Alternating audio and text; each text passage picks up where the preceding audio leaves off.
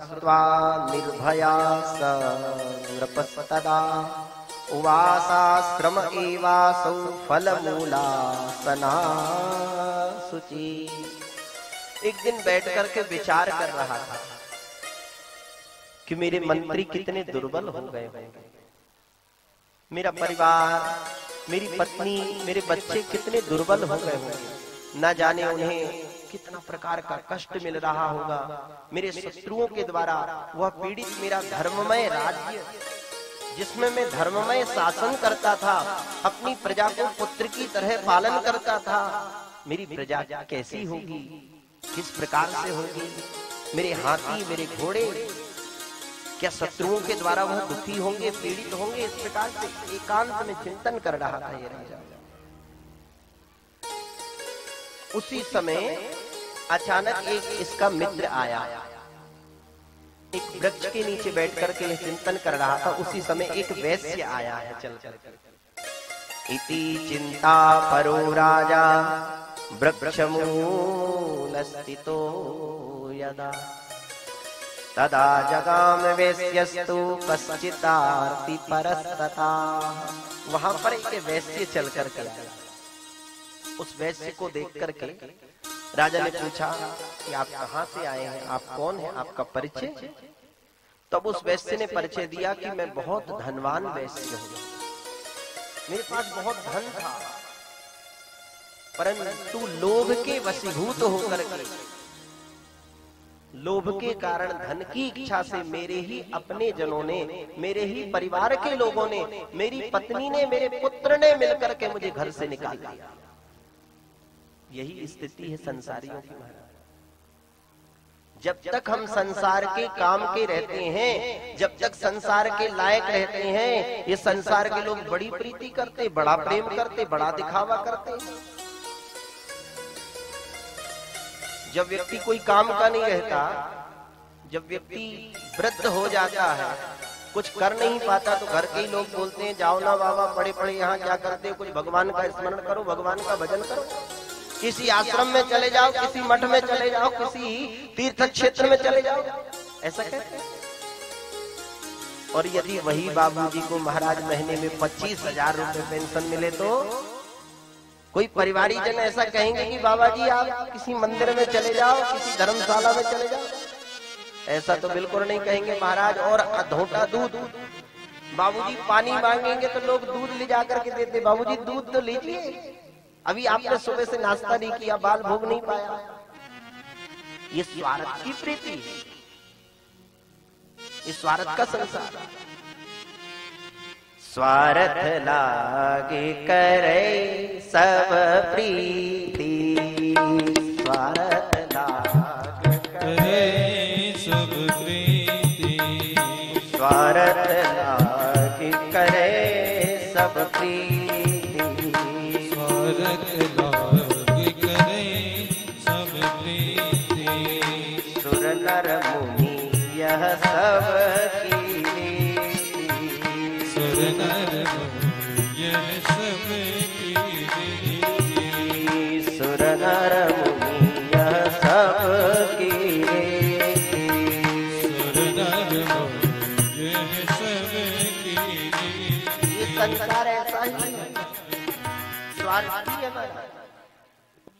तो यह वैश्य कहता है मित्र, मेरे परिवार के लोगों ने, मेरी पत्नी ने धक्का मार करके मुझे भगा दिया।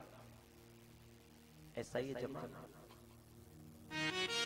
जिन बच्चों के लिए, जिन पत्नी के लिए मैंने इतना धन कमाया, व्यापार की वृद्धि की,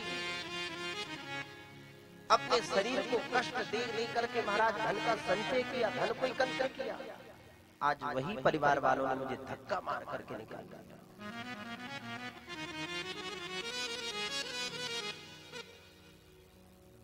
जिनके लिए हम इतनी मेहनत करते हैं, जिन परिवारी जनों के लिए, जिन बच्चों के लिए, जिस पत्नी के लिए, जिस परिवार के लिए हम दिन रात एक करके महाराज मेहनत करते हैं, और वो परिवार यदि हमारे साथ ऐसा व्यवहार करे तो व्यक्ति को कैसा लगता है।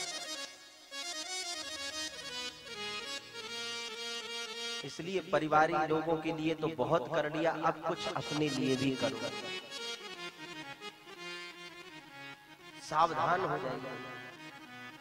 यह जीवन का लक्ष्य नहीं।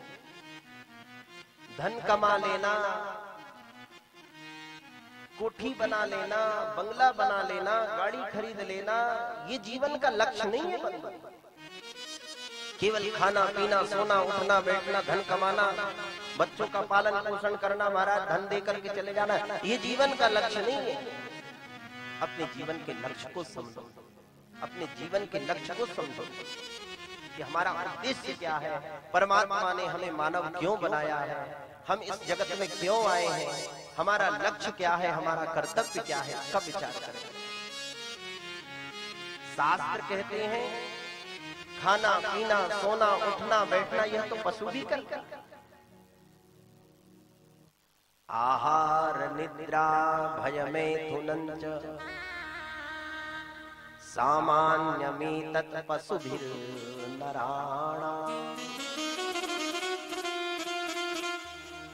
धर्मो हि तेषाम् अधिको विशेषो धर्मो हि हीनः पशुभिः समान।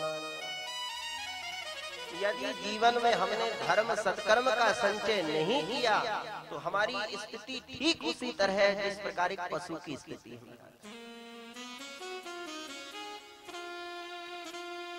आपने गधे को देखा होगा, गधा कितना दिन रात महाराज मेहनत करता है अपने मालिक के लिए, बोझा ढोता है। जब वही गधा किसी काम का नहीं होता तो वही गधा का मालिक महाराज डंडे मार करके उसे निकालता।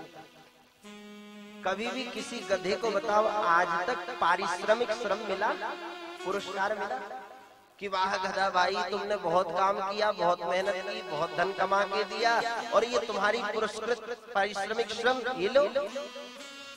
अंत में मिला तो दंडा ही मिला। इसलिए अपने आत्म कल्याण के बारे में भी विचार करें। मैंने बताया ना, आहार निद्रा भय मेथुनञ्च सामान्यमेतत् पशुभिर्नराणाम्। सोना उठना बैठना खाना बच्चों को जन्म देना ये पशु भी करते हैं। जैसे हम भोजन करते हैं पशु भी करते हैं। हमारे बाल बच्चे महाराज हमारे तो एक दो हैं, पशुओं के तो महाराज एक एक दर्जन बच्चे हो। परंतु हम में और उन पशुओं में क्या विशेषता है? बोले यही विशेषता है कि हम धर्म कर सकते हैं, हम सत्कर्म कर सकते हैं, हम अच्छा कार्य कर सकते हैं, वह पशु अच्छा कर्म नहीं कर सकता। यह वैश्य को बड़ा पश्चाताप है, बड़ा दुख। पुत्रदारै निरस्तोऽयं प्राप्तोऽत्र मम संगमम्। इस प्रकार से श्रुत नाम के राजा ने उस वैश्य को महात्मा सुमेधा की शरणागति में लेकर के गए, ऋषि के समीप जाकर के लेके गए हैं। महात्मा सुमेधा से अपने पूरे दुख का कारण बताया इस वैश्य ने।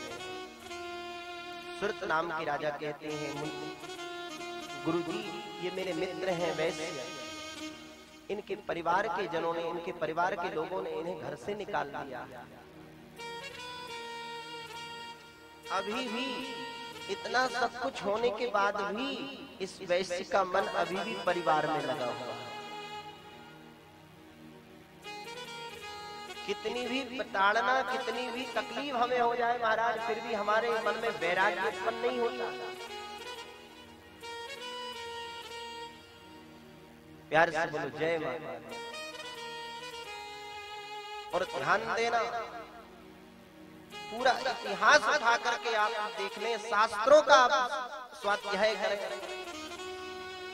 जिस जिसको जगत ने ठुकराया है, जिस जिसको जगत ने पीड़ा दी है, तकलीफ दी है, जिसको तिरस्कार मिला है, वह भगवान को प्राप्त हुआ है, उसे भगवान की प्राप्ति। किसी का भी चरित्र देखो, मीरा का चरित्र देख लो, प्रहलाद जी का चरित्र देख लो, ध्रुव जी का चरित्र देख लो, सबरी जी का चरित्र देख लो।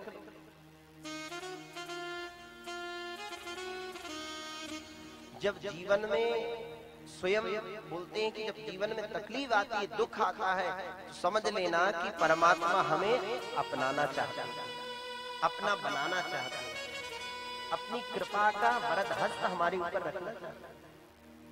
प्यार से बोलो जय माता दी।